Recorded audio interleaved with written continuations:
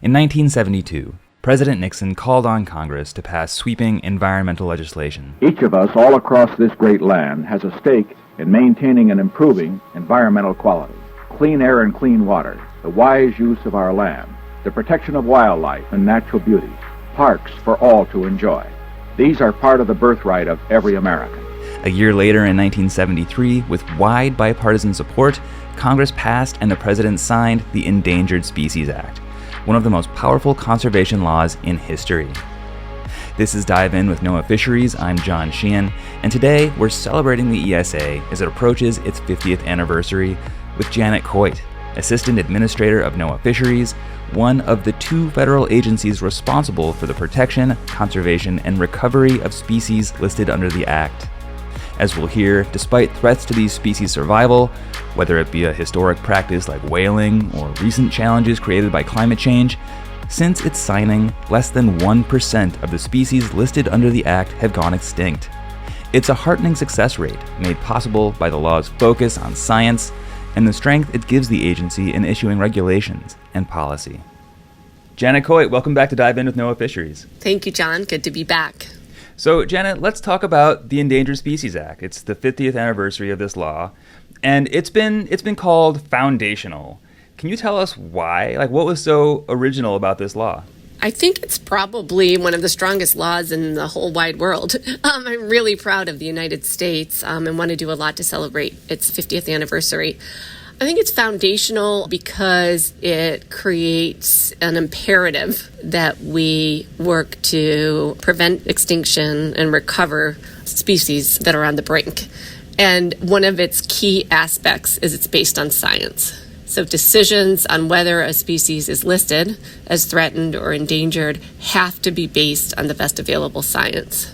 Yeah, these aren't arbitrary decisions. These are species that are either endangered or threatened based on science. Right. There might be many reasons for which they're imperiled, but the status is based on science, and the responsibility is not just with agencies like the National Marine Fisheries Service, but with all federal agencies to prevent jeopardizing and to work to recover species.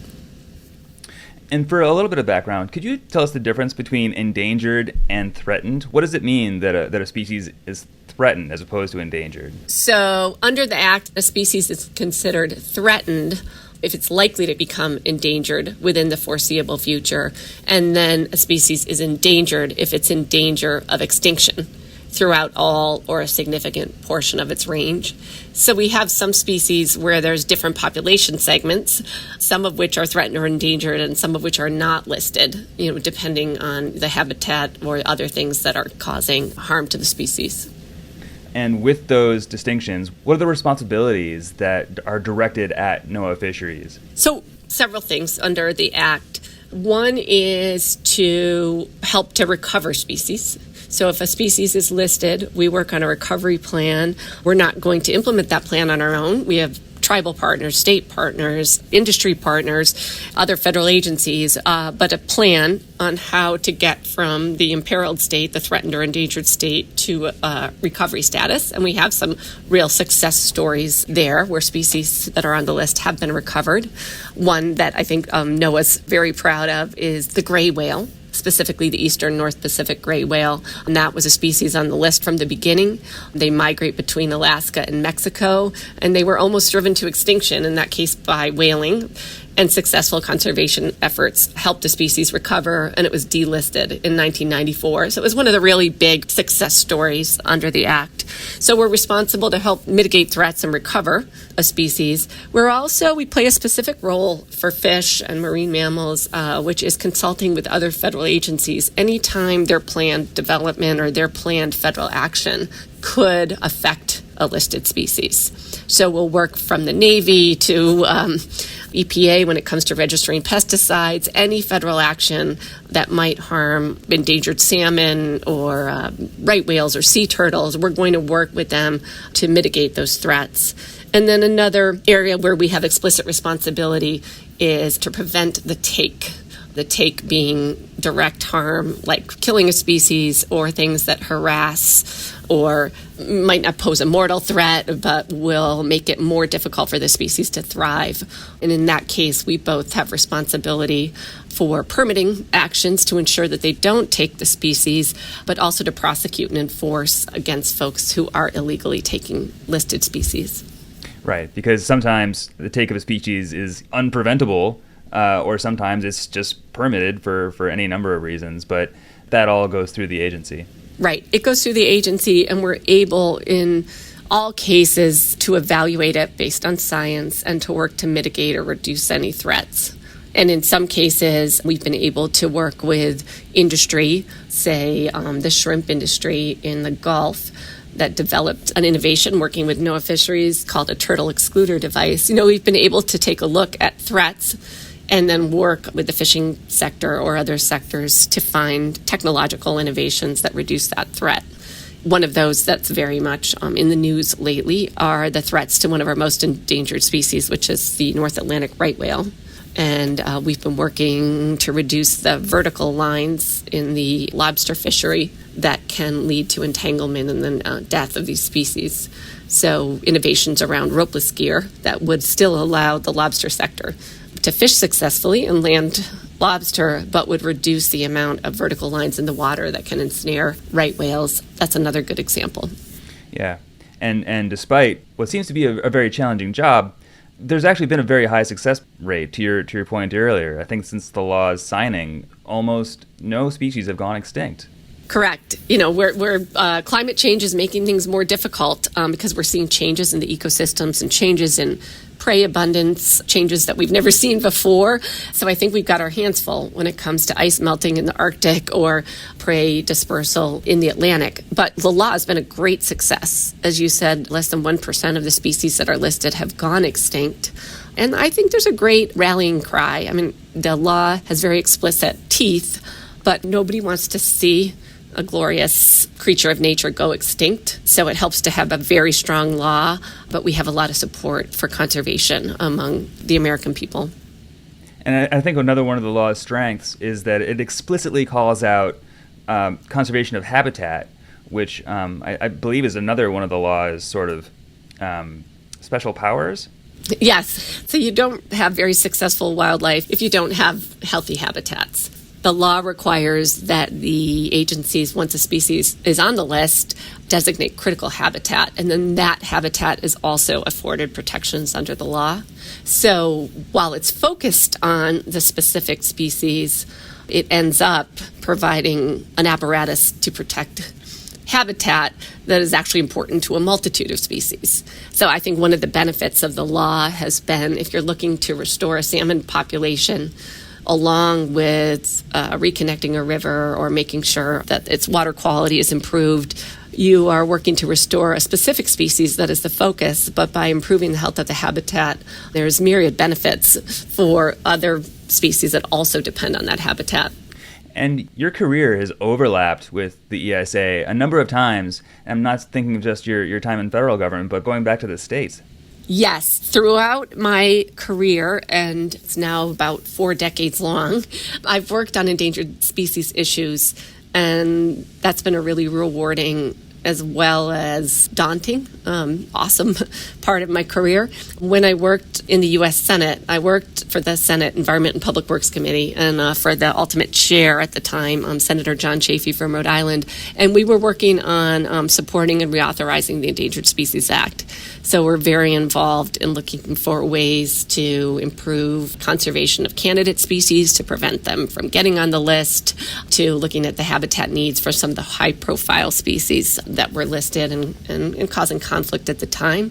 And then as the head of a state agency for 10 years, we had grant funding coming to us to help do the conservation work on the ground. States are key partners in conservation. And now I'm here at NOAA Fisheries, where we have both a Species in the Spotlight program, where we try to highlight and celebrate what's important and special about some of the species that are on the list, and then work on their recovery. So it's a bit of a through line for my career, and I'm proud of that. And I'm glad you brought up the Species in the Spotlight because, as you mentioned, there are species that are not only featured and to get more attention, but they actually get more in terms of resources too, because they're really in need of recovery.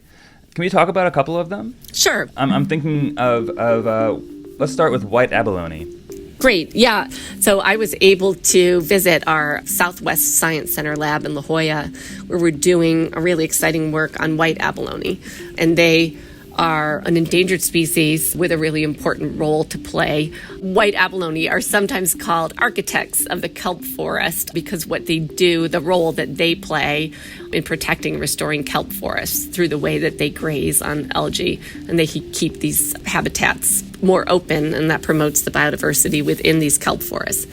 Anyway, it was super exciting to go to our lab and see the work that we're doing on breeding these species so they can be restored to the wild. Yeah. And on the opposite side of the country, you've seen some of the work that's being done with Atlantic salmon. Yes. One of the more thrilling moments probably since I came to NOAA Fisheries was seeing wild Atlantic salmon in the Sandy River in Maine. And a lot of excitement around recovering Atlantic salmon. They're iconic, and they travel great distances from their natal rivers where they're spawned out into the sea and then back again to spawn as adults. So the work that we've done on Atlantic salmon and actually seeing adult salmon return to Maine rivers, seeing them in the wild. So very exciting to see the fruits of all of that and to see fish in the wild. I was also able in Hawaii to see monk seals and the recovery work that we've done, and they're a highly endangered species, and working again with partners to understand better the threats to their health. So I saw them both in the lab and also at a marine mammal center, where again, people are working to return malnourished and injured monk seals back to the wild so they can become adults and help recover the population. So there's a whole variety of science and partners and work depending on the needs of the different species.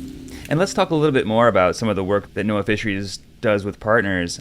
But by necessity, you've mentioned a few times how it's a really busy ocean, and there are a lot of different ocean uses, from shipping or commercial fishing to military uses to energy development. There's a lot of things going on. Can you discuss how important it is that NOAA Fisheries sort of communicate and work with partners? It's imperative. There's no environmental issue that we tackle that one federal agency could accomplish alone. And working with partners, both because of the vast geographies that are involved when we're talking about many of these species on the endangered and threatened list, but also because of the needs and the different roles that need to be fulfilled, it's critical that we work with partners. Your question brings to mind, in terms of our species in the spotlight, we have a couple species of salmon that we are promoting the recovery of and working really closely with tribes that are doing habitat restoration work and have deep understanding, traditional knowledge of the salmon populations and their needs, as well as the states who are working to recover the species, even with international partners. So none of this work is uniquely NOAA Fisheries, while we play a key role in the work with partners to better understand the science, to reduce the threats, and to conserve the habitat. That's among the most rewarding work we do. A lot of NOAA Fisheries sort of foundational science work, I'm thinking of surveys, of sampling, of taking ocean conditions, of sampling fish stocks, might not seem directly related to conservation or to the ESA, but it really kind of is. Right. The statute requires us to make decisions based on science, but science requires good data. So both when it comes to listing a species or delisting a species, hopefully, when it comes to designating critical habitat. So I think the role that NOAA Fisheries and states and academia and our partners play in terms of the science to better understand genetics, habitat, warming ecosystems can't be undersold in terms of its relevance and importance in the conservation work that we're required to carry out under the Endangered Species Act. And finally, can we sort of reflect on the law's relevance? It's 50 years old now, and it seems to me that it's still as relevant and as necessary as it was when it was signed. Yes. And yes, it's interesting to me that in 1973, in December of 1973, it was signed with overwhelming bipartisan support. And thank goodness it was, because the strength of the act has enabled us to conserve and recover habitat and species that would not have happened but for this very strong law. It's not only relevant today, the law didn't anticipate a climate change and some of the threats that we're experiencing today, but its key components, science-based listing and decision-making, identifying, reducing threats, working together on a recovery plan, are just as relevant today and are continuing to drive our agenda and give us the tools and the levers and the teeth to continue this really important work to protect all the species on the endangered species list, hopefully get them off the list, and conserve biodiversity and the habitat it depends upon. Yeah. Janet Coit, thanks so much. Thank you, John. Great to talk to you.